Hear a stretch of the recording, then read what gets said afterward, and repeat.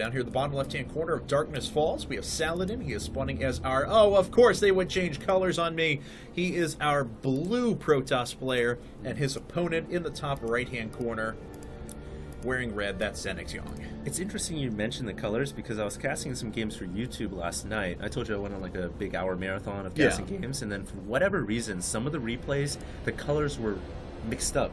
So if red was, say, select, blue was Idra, it would be blue, select, red, Idra, and it was very confusing. I just turned off all the colors immediately. Yeah, I've noticed that there's been a couple of issues on the latest patch where player colors will actually get swapped around a little bit, and that actually can't be resolved with using the team color option down here at the bottom left. So, not sure what the issue is, but we'll just go ahead and roll with it. How does that break, though? That's always interesting to me. How, like, I know there's coders that work behind the game and everything, and they patch it, but how do they go in and mess up the way the colors are oriented? Like, what code in terms of a patch messes that up? You know, that's a very interesting thing to think about. I'm sure we have Blizzard people at us just shaking their fists at us right now. You don't know, that's the bane of my existence. Like, that's the most important thing of all, the colors. This map is very finicky. Kind of weird for PvP, though. The reason we say that is because, boom, from the main to the natural, you actually have an even ground pathway. So and it's huge, too. It is pretty sizable. I'm pretty sure it's a double force field to hold that off. I think we're certainly going to find out this game. Yeah. It is a PvP on this map, so we're going to see how these players play it out. But if you recall Tal'Dorei Maltar, which is the other map that's really used in tournament play at the moment, that has that even ground path from the main to the natural, it's basically 4-gate or die. So yeah, we'll see if anything's different here. It almost seems like this map for a Protoss player is Tal'Darim stress on steroids. They're probably going to be definitely staying on one base this entire game. I mean, all the other maps we've seen so far haven't seen any Protoss really grab an expansion to go to 2 base yet. So I would imagine both these guys are going to stick on one base. Given the big ramp and the flat ground, no defender's advantage, we're probably going to see that 4-gate is going to be the predominant build of choice here. And Yong, it was his choice of map, and he decided to go specifically with Darkness Falls. So we'll see if he gets very aggressive. Saladin pulling pros off the line to go after, his attacking probe. Manages to land the assimilator, gas steal as well. And there we go. Yong doing it right back to him. Yeah, Yong actually almost mimicking Saladin's right now for whatever Saladin does. So they're going to both hinder themselves to 1 gas apiece, which further makes me feel like they're just going to go for 4-gate. That's a good way to guarantee a 4-gate, is when both people steal each other's gas. So. Well, last time, ZeNEX.Yong decided to go for 3-gate. Ooh, did Yong but he did have a ramp. His worker? Yes, he did. So wow, his worker inside of Saladin's base, and this map is a long walk distance. Even having this probe just sitting in the middle for Saladin is quite a few extra minerals gained, and quite a bit easier for him to be able to place down that forward pylon. Yeah, it looks like we're getting a 2nd and 3rd gateway being added right now. Probably, like I said, that's again going to see a 4-gate from both players. Saladin is 4-gating for sure. Saladin is definitely. And there's the 4th gate out of Yong. Yeah, so Yong just a slight step behind right now because, you know, his build is a little bit slower than Saladin. Of course, he'll also probe as well. We'll just have to see. The micro is definitely going to come into play because even though you're behind by 1 gateway or maybe behind a little bit in your build, it's such a big map that it's going to equalize a little bit. And Saladin with double gas. We'll see if he's actually going to go for a little more defensive 4-gate. Although, putting a pylon there is very aggressive. Yeah. And that is certainly not going to be any sort of a defensive play. We do have a Stalker up here now for Saladin as well. Should allow him to retain that pylon and begin the warp-in process. And we have our first few units coming up. Yes, that 5-minute, 45-second 4-gates. Very, very quick out of Saladin. He's going to try to end this game right now. Yeah, and all the battle's going to be occurring right here at the natural. There are no sentries being made here. Very important to note because the gas was pretty much taken up 1 apiece by both players. And like I said, I think that's a double force field choke point. So I don't even know if it's worth it to get sentries at this point. It's just going to come down all to stalkers, a couple of zealots to push away the enemy stalkers, and really it's going to come down to the micro, pulling away the weakened stalker to the back, keeping all your stalkers alive. Where is this zealot heading to? It looks like it's going to go back home in case there's any sort of run-bys or anything like that.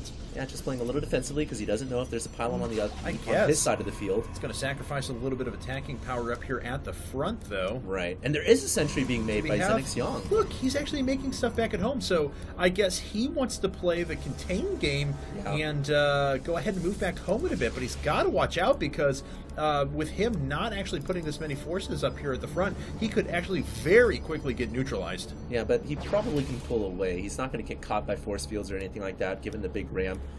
And he's just playing the contain game, and he can run away. There's no blink or anything like that. And so now Saladin going to be on the full retreat. Oh, that was terrible. So I take back everything I just said. I guess that sentry definitely came in handy, and just like that, Yong going to take a huge advantage of this game. Wow, that may actually be a game right there. Well, I wouldn't go that far.